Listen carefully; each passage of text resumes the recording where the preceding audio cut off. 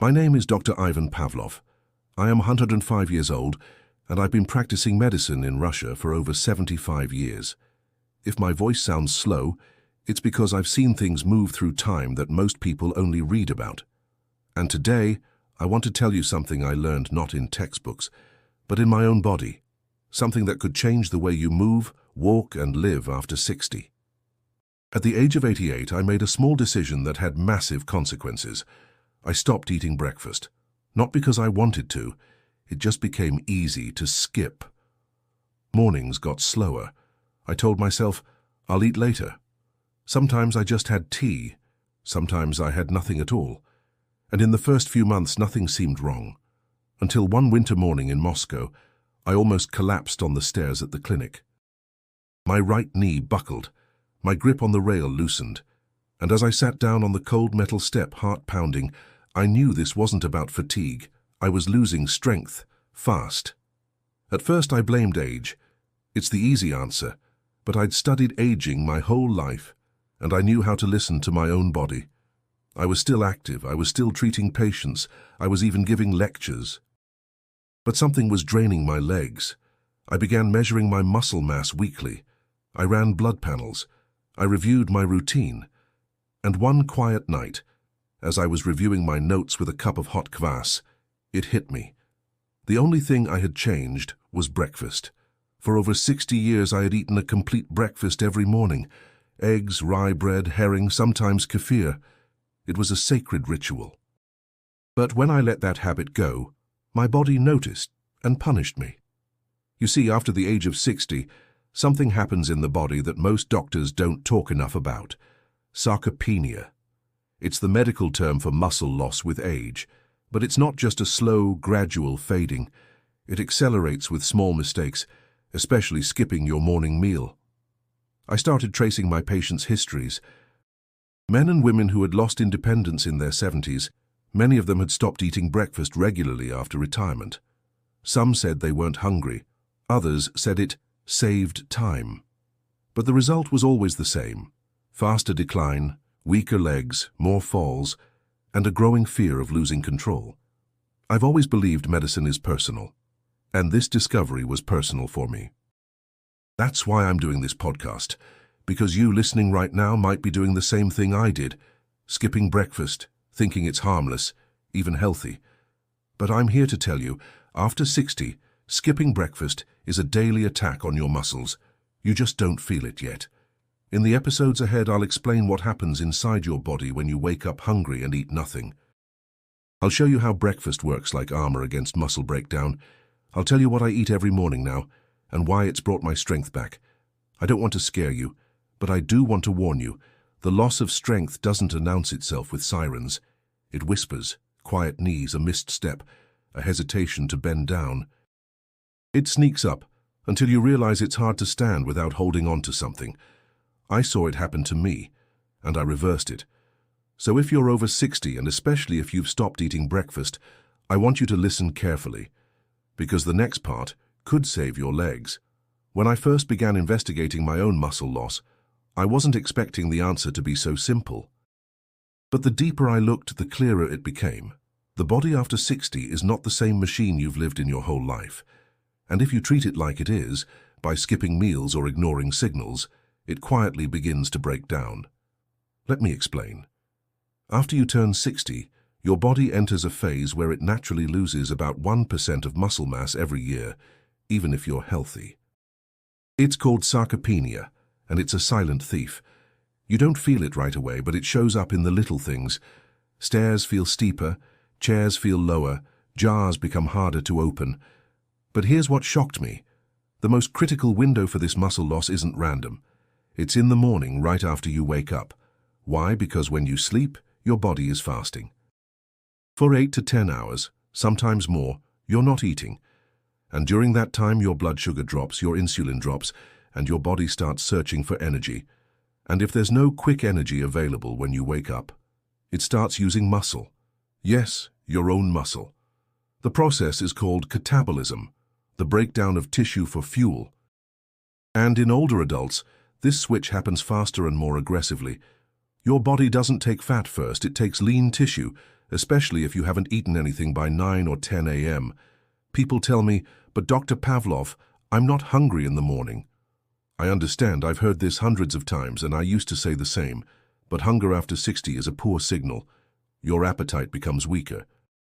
It no longer reflects your actual needs. You might not feel hungry, but your body is still desperate for fuel.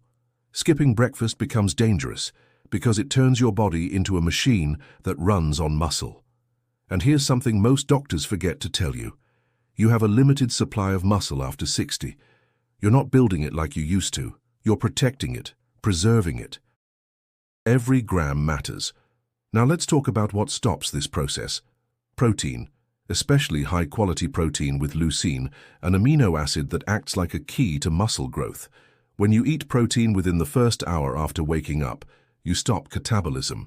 You tell your body, "Here's what you need, you don't have to break anything down."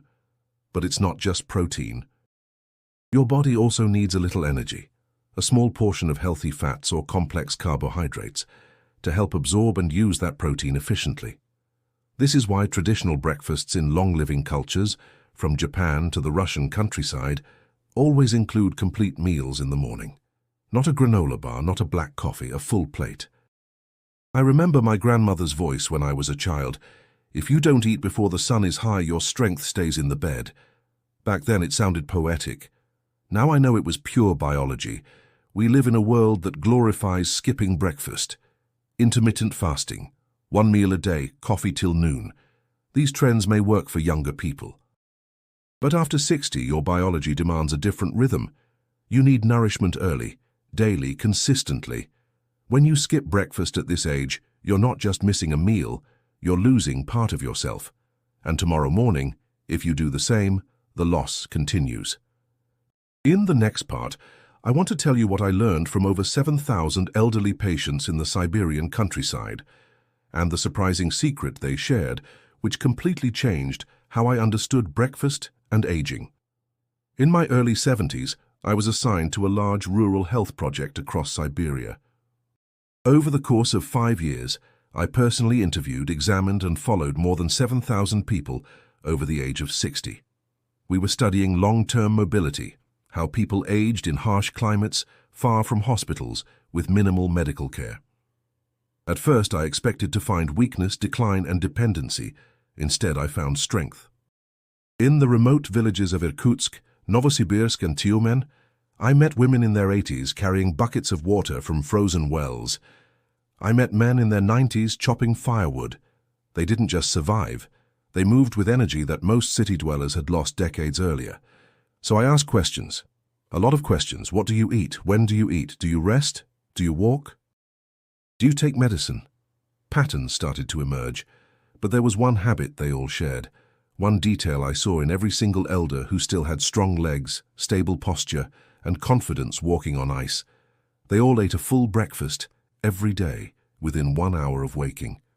Not a bite of toast, not just tea, a real meal. Eggs, fermented rye, boiled buckwheat, curdled milk or salted fish.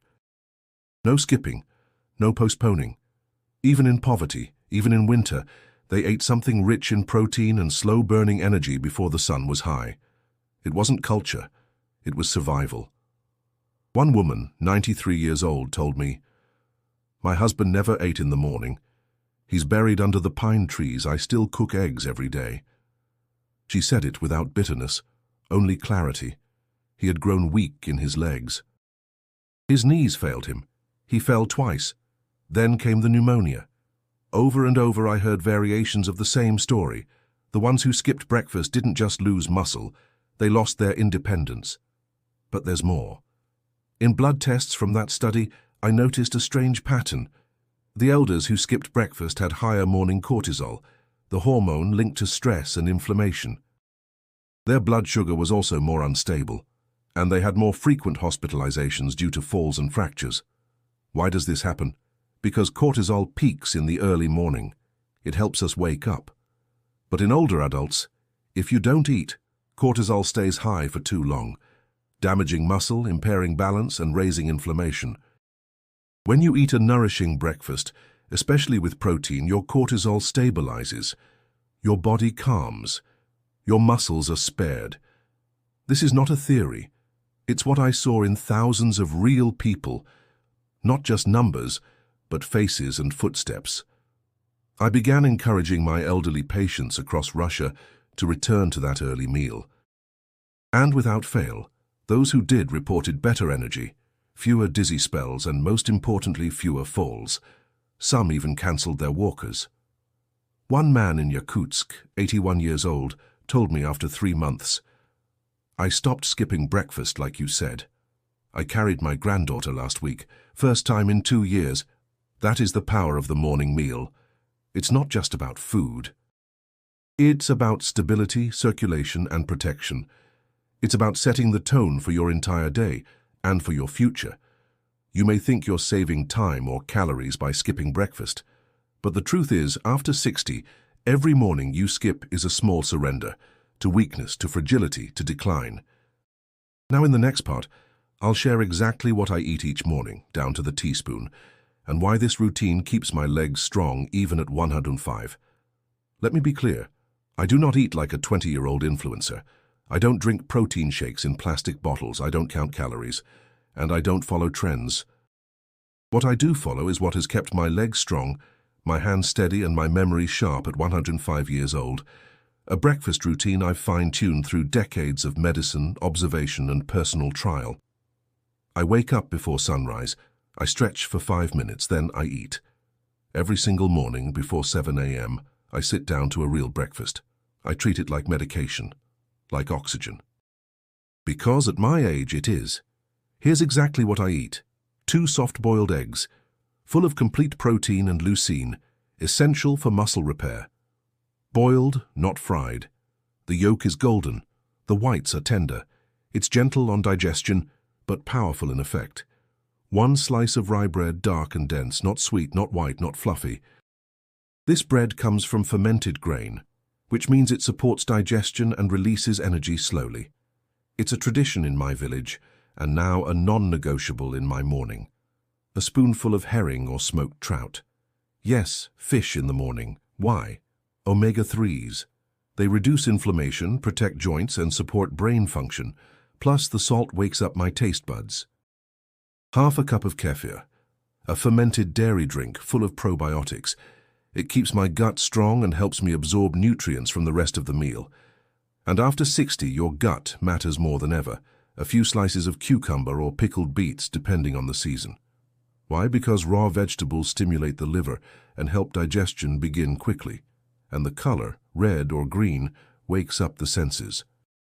1 teaspoon of raw honey, sometimes stirred into the kefir. It gives me a little glucose, fast energy, but also serves as a natural antimicrobial. I do not eat sugar. I eat purpose. This is not a large meal, but it is complete. It contains protein, fat, complex carbohydrate, fiber, probiotics, and natural minerals. It tells my body, you are fed, you are safe, you can build. Now let me tell you what I avoid, and what you must reconsider if you are over 60. I do not drink black coffee on an empty stomach. Ever. It spikes cortisol, it raises acid, it delays hunger further. Coffee is not breakfast. It is a distraction. I do not eat only fruit. A banana is not breakfast, a fruit salad is not breakfast. These are additions, not foundations. They lack the protein and fat your body needs to stop muscle breakdown. I do not eat sugary cereals, toast with jam, or any breakfast bar that comes in plastic. These are inventions of the food industry, not food. I have patients who switched from skipping breakfast to eating a version of this meal. Within weeks, their balance improved. Their legs stopped trembling. Some said their mood even stabilized, because breakfast does not only feed the body, it anchors the nervous system. It's your first message to the brain. You are not in danger. You are not starving. You are supported. I'm not saying you must copy me exactly. You can find your own version. But you must respect the formula: protein, fat, fermented food, and color, all before the day gets away from you. I'll say it again, before 7 a.m. if you can. In the final part, I'll share the 5-second rule that ties all this together, and how one simple choice each morning could protect your legs for years to come. When people ask me, "Doctor Pavlov, What's the one thing I should do every morning to stay strong after 60? I always give the same answer, the 5-second rule. No, not the one about food on the floor. This one is simpler and more powerful. The moment you wake up, you have 5 seconds to decide. Will I feed my body or will I starve it again? You don't need a complicated plan. You don't need a new diet. You don't need to count grams or calories. You need one decision, made fast every day while your body is still listening. Because right after waking up, your body is vulnerable. It's waiting for instructions. If you stay empty, it starts breaking itself down. But if you eat, even something small, even a few bites, you stop that damage in its tracks. I tell my older patients, make it a rule. If you are awake and it's been more than 10 hours since your last meal, you must eat something within the first hour. No excuses, no negotiations. This is how you protect your legs, not with pills, not with creams, but with rhythm, with food, with a habit that becomes your shield. I've seen what happens when people don't follow this. Their legs weaken. They walk less. Their balance fades. Then come the falls, the fear, the cane, the wheelchair. It doesn't happen all at once. It creeps in, and all because they missed the moment. Let me give you an image I've used with thousands of patients. Imagine your body is a car parked on a cold mountain road. When the engine is cold, it needs fuel to warm up and climb. If you try to drive it without fuel, it sputters, slips, and eventually fails. Breakfast is that fuel. You don't need a full tank, but you do need something, enough to signal strength, not stress. And if you do this one small thing every day, you will start to notice the difference. You will stand up from chairs more easily. Your legs will feel steadier on steps. Your hands will shake less. Your mind will feel more focused. Even your sleep will improve. Because when the body is fed in rhythm, the entire system finds peace. There's a reason I'm still walking at 105. It's not luck. It's not genetics. It's discipline, in the small, quiet choices that most people ignore. Do I still have pain? Of course. Do I still slow down? Yes. But I don't collapse. I don't fear the stairs. I don't forget how to move. And every morning I thank my breakfast for that. So I leave you with this. Tomorrow morning, when you open your eyes, stop for 5 seconds. Ask yourself, am I going to feed my future or starve my strength? Then get up, go to the kitchen, and give your body what it's been waiting for. Because breakfast isn't just a meal. It's resistance. It's dignity. It's how you take back control. This is Dr. Ivan Pavlov, and still standing, still walking, still eating breakfast before the sun. And I hope, starting tomorrow, you will too.